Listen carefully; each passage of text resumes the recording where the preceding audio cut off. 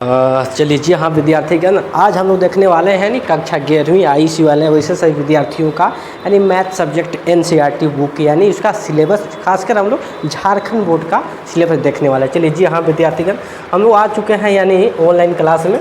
ध्यान दीजिएगा सभी स्टूडेंट यहाँ पर, यानी जब भी बुक खरीदिएगा आप लोग ध्यान रखिएगा तो कक्षा 11वीं का एनसीईआरटी बुक, ठीक है ना, क्योंकि झारखंड बोर्ड जो क्वेश्चन सेट करता है स्टूडेंट यानी इसी बेसिस पर ही सेट करता है और आपका सिलेबस यही है, इसी बुक से रहता है। तो देखिएगा बुक का ये आपका प्रीव्यू देख रहे हैं, यानी कि मैथमेटिक्स है, यानी कि कक्षा 11वीं 11th क्लास का ना। इसमें देखिएगा आगे हम लोग बढ़ते हैं स्टूडेंट, ध्यान दीजिएगा, यानी बुक को ओपन करते हैं। इसमें देखिएगा तो खासकर आपको स्टूडेंट यानी कुल चैप्टर की संख्या आपको 14 है, ठीक ना। देखिए ध्यान से आप लोग, इसमें बात किया जाए कक्षा 11वीं का 11th क्लास का, तो इसमें पहला जो यूनिट रहेगा यानी पहला चैप्टर आपका है यानी सेट्स पढ़ना है। इसके बाद यूनिट 2 में आप लोग देखिएगा रिलेशंस फंक्शंस।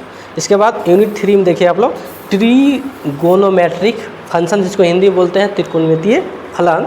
इसके बाद स्टूडेंट आप लोग देखिएगा यूनिट 4 जो वेरी इंपॉर्टेंट है, यहाँ से भी क्वेश्चन आपको आता है, complex numbers and quadratic equation. इसके बाद देखिएगा यूनिट संख्या 5 है यानी कि लीनियर इनइक्वालिटीज आपका हो जाएगा। इसके बाद देखिए नेक्स्ट आपका जो है सिलेबस पढ़ना है, ध्यान दीजिए आप लोग। यूनिट 6 में स्टूडेंट आपका है परमुटेशन एंड कम्बिनेशन। इसके बाद यूनिट 7 में बाइनोमियल थ्योरम है। यूनिट 8 में आपका सीक्वेंसेस एंड सीरीज है। इसी प्रकार से आप लोग कंटिन्यू कीजिए, यानी यूनिट 9 में स्ट्रेट लाइन, हिंदी में से बोलते हैं सरल रेखाएं, ठीक ना। आगे देखिए स्टूडेंट, इसके बाद हम लोग बात करते हैं यूनिट संख्या 10 यानी अध्याय 10 में आपका स्टूडेंट क्या है तो कोनिक सेक्शन। इसमें हम लोग स्टूडेंट क्या पढ़ेंगे खासकर ध्यान रखिएगा। तो इसमें आप लोग को जनरली 4 टॉपिक मिलेगा, एक मिलेगा सर्कल मिलेगा। इसके बाद क्या मिल जाएगा आपका स्टूडेंट, ध्यान रखिएगा, इसमें आपको मिलेगा वो यानी कि पैराबोला मिलेगा, जिसको पैराबोला भी लोग बोल देता है। इसी प्रकार से देखिएगा नेक्स्ट इसमें आपको मिलेगा इलिप्स, ठीक ना। इसके बाद क्या मिलेगा इसमें हाइपरबोला। और ये चारों जो आपका टॉपिक है वेरी इंपॉर्टेंट है। आगे देखिए इसी प्रकार से कंटिन्यू करते हैं, यानी आपका यूनिट संख्या 11 इंट्रोडक्शन टू 3 डायमेंशनल ज्योमेट्री, जिसको शॉर्टकट में हम लोग बोलते हैं 3D, ठीक ना। आगे देखिएगा यूनिट संख्या 12 जिसको हम लोग वेरी इंपॉर्टेंट है, इसको हम लोग कैलकुलस बोलते हैं। क्या बोलते हैं स्टूडेंट, याद रखिए इसका दूसरा का नाम कैलकुलस, हिंदी में कहा जाए तो कलन शास्त्र आपका हो जाएगा ना। इसमें आपका जो टॉपिक नेम है limits and derivative, very important. जो स्टूडेंट कक्षा 11वीं में अगर नहीं पढ़ पाया, 12वीं क्लास में स्टूडेंट बहुत दिक्कत होता है उसको समझिए कि, और इसमें समझिए कि 12वीं कक्षा का रीढ़ का हड्डी है। यानी ध्यान रखिएगा जो एनसीईआरटी बोलती है कि आप पीछे जो पढ़े उसके बाद वहाँ से हम लोग स्टार्ट करते हैं। ध्यान रखिएगा लिमिट्स यानी हिंदी में उसको कहते हैं हम लोग सीमा। आगे देखिए इसमें दूसरा का जो आपका टॉपिक है जिसका नाम है डेरिवेटिव्स, इसका और नाम है, इसको हम लोग बोलते हैं यानी कि डिफरेंशिएशन भी कह देते हैं, ठीक ना, डिफरेंशियल कोफिशिएंट भी बोल देते हैं, बहुत सारा इसका नाम है। और इसका जो सिंबल होता है बस d/dx। किसी फंक्शन का आपको सीखना है डिफरेंशिएशन, जैसे एग्जाम्पल के लिए लिया जाए तो d/dx sin x का डिफरेंशिएशन, तो याद रखिएगा cos x।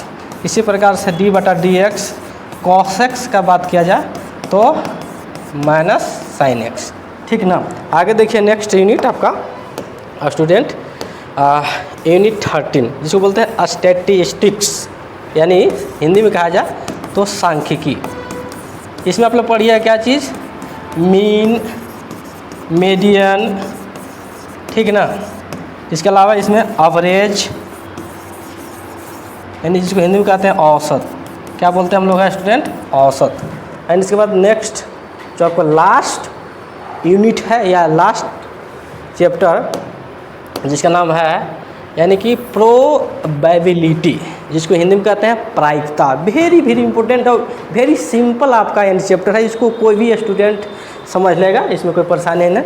हिंदी में कहा जाए इसको तो बोलते हैं प्रायिकता। याद रखिए कि झारखंड बोर्ड की तरफ से यही एनसीईआरटी बुक के माध्यम से जो भी क्वेश्चन सेटिंग होता है, खासकर यानी मैथ सब्जेक्ट का, इसी कॉन्सेप्ट बेसिस पर आपको सेट किया जाता है क्वेश्चन को।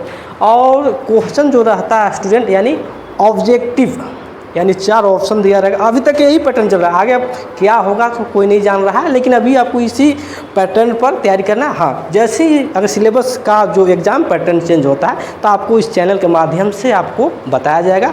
तो जितने भी लोग हैं चैनल को ज़रूर सब्सक्राइब कीजिए और लाइक कीजिए और दोस्तों का ज़रूर शेयर करें। धन्यवाद, मिलते हैं नेक्स्ट वीडियो में।